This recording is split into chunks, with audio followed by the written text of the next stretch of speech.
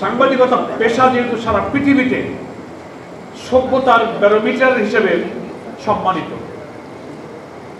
Barometer of civilisation, কেউ এক একটা দেশের রাজনীতির অন্যতম অঙ্গ বলে বিবেচনা করে,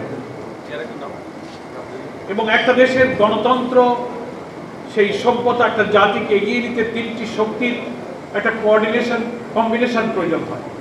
তার মধ্যে একটা হচ্ছে সে দেশের গণমাধ্যম, দুই হচ্ছে সে দেশের রাজনৈতিক দল, তিন হচ্ছে সে দেশের জনগণ। তিনটার মধ্যে ঐক্যের শক্তি, সমন্বয়ের শক্তিটা কিন্তু অসাধারণভাবে অবদান রেখে গণমাধ্যম এবং সাংবাদিকরা এটাকে এগিয়ে নিতে পারে। আমি বাংলাদেশ ফেডারেল সাংবাদিক ইউনিয়নকে একটি ট্রেড ইউনিয়ন আন্দোলন হিসেবে এই দায়িত্বের প্রতি তারা সচেতন আছেন, এবং বাংলাদেশের মানুষের এই যে এখন গণ আকাঙ্ক্ষার এই সবচেয়ে তুঙ্গে ওঠা এই চাহিদা পূরণের সময় এই দায়িত্ব পালনে তারা অসাধারণ ভূমিকা রাখবেন। যেমন তারা অতীতের সকল গণতান্ত্রিক সংগ্রাম, ফ্যাসিবাদ বিরোধী সংগ্রামে তারা সাহসী ভূমিকা পালন করেছেন। এ পর্যন্ত 68 জন সাংবাদিক নেতা জীবন দিয়েছেন। ফ্যাসিবাদ বিরোধী সংগ্রামেও তারা 6 জন শাহাদাত বরণ করেছেন। এটা বাংলাদেশের ইতিহাসে ফ্যাসিবাদ বিরোধী আন্দোলনে স্বর্ণাক্ষরে লেখা থাকবে। আমি এটা দুর্ভাগ্যই বলবো, শুধু বাংলাদেশ না, সারা পৃথিবীতে মূল সাংবাদিকতার যে লক্ষ্য, সেই লক্ষ্যের দিকে আমরা কিন্তু সবাই স্থির থাকতে পারছি না, আমরা চলতে পারছি না। এখানে অনৈতিকতা, সুবিধা, স্বার্থ আমাদেরকে ঘিরে বলে এই পেশার মর্যাদা সম্মানকে ক্ষুণ্ণ করছে। আমরা দেখতে পাচ্ছি বাংলাদেশের সাংবাদিকতার দিকেও যদি তাকাই, বিভিন্ন গণমাধ্যম, সংবাদপত্রের মিডিয়া হাউসগুলো যেন কোনো ব্যক্তির, ব্যবসায়ী বা কোনো পুঁজি মালিকের পুঁজি রক্ষা, কোনো রাজনীতিকের রাজনৈতিক স্বার্থ রক্ষা, অর্থনীতি এবং দুর্নীতি লুটপাটের পাহারাদার হিসেবে অনেক কর্পোরেট হাউস গড়ে উঠেছে। মিডিয়াকে তারা সেই সাথে ব্যবহার করছে। অথচ আমাদের সাংবাদিকতা পেশার মূল কথা ছিল সমস্ত সত্য সংবাদকে পরিবেশন করা, সাদাকে সাদা বলা, কালোকে কালো বলা। আমরা তা বলতে পারছি না। আমরা একটা কর্পোরেট হাউসের দিকে তাকিয়ে, একজন পুঁজিপতির দিকে তাকিয়ে, রাজনীতির অঙ্গনে বিশিষ্ট কোনো ব্যক্তিত্বের দিকে তাকিয়ে আমরা অনেক সময় সাদাকে সাদা বলতে পারি না, কালোকে কালো বলতে পারি না। আমরা সব কিন্তু একটা অন্ধকারের ধোঁয়ার মধ্যে ঘুরপাক খাচ্ছি।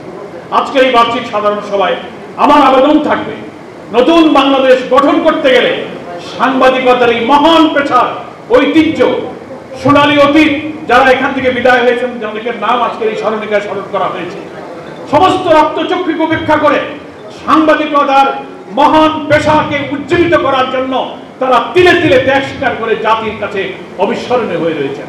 এখনকার যারা সাংবাদিক নেতৃবৃন্দ আছেন, আমরা আবারও সাংবাদিকতা পেশার সাথে কিছুদিন সম্পৃক্ত থাকার সুবাদে আমার মধ্যে এই ব্যাপারে একটা আবেগ তৈরি হয় যে আজকে সাংবাদিকরা যদি অনেক কিছুই স্বার্থ তারা ত্যাগ করেন, কম খেয়ে কম করে স্বার্থ ত্যাগ করে জাতির জন্য ত্যাগ তিতিক্ষার যে উদাহরণ আপনারা তৈরি করেছেন, আসুন আমরা একটি নতুন বাংলাদেশ বিনির্মাণে জাতীয় ঐক্যের জন্য সবসময় পলিটিক্যাল লিডার আহ্বান জানান, আমরা সমস্ত বেড়াজাল ছিন্ন করে সেদিকেই আমাদের এই পেশাকে এগিয়ে নিয়ে যাওয়ার জন্য চেষ্টা করি।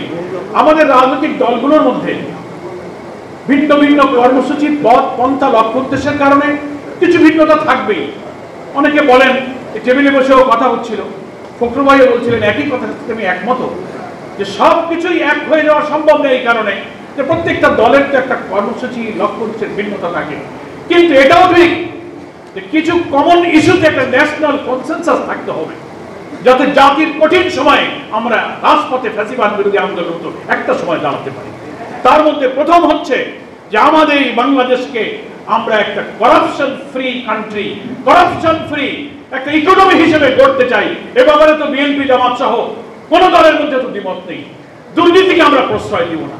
দুর্নীতি দমনের কমিশন, কালকে সরকার প্রধান উপদেষ্টা বলেছেন যে আগামী নির্বাচনে দেশকে যদি দুর্নীতি মুক্ত করতে চান, তাহলে দুর্নীতির সাথে যাদের সম্পর্ক তাদেরকে না বলুন। এই দুর্নীতিবাজদের বিরুদ্ধে না বলার জাতীয় ঐক্যের ব্যাপারে কোনো দলের মধ্যে দ্বিমত নাই। যদি আমরা এখানে ফ্রেশ হতে পারি, দেশটা ভালো থাকবে। আমাদের শিক্ষা ব্যবস্থার মোরাল এডুকেশন, উৎপাদনমুখী কারিগরি শিক্ষার ভিত্তিতে নতুন তরুণ প্রজন্মকে যদি বিশ্ববিদ্যালয়, কলেজ, স্কুল, মাদ্রাসা, ইউনিভার্সিটি শিক্ষা শেষে সকল ধরনের কাজ দিতে পারি, দক্ষ তরুণের উচ্ছ্বাসে এই বাংলাদেশ আবার আমাদের লাল সজীবের পতাকা পৃথিবীর উন্নত দেশের মতো করে পথপথ করে উঠতে পারবে। আমাদের আরো ঐক্যমত হতে পারে।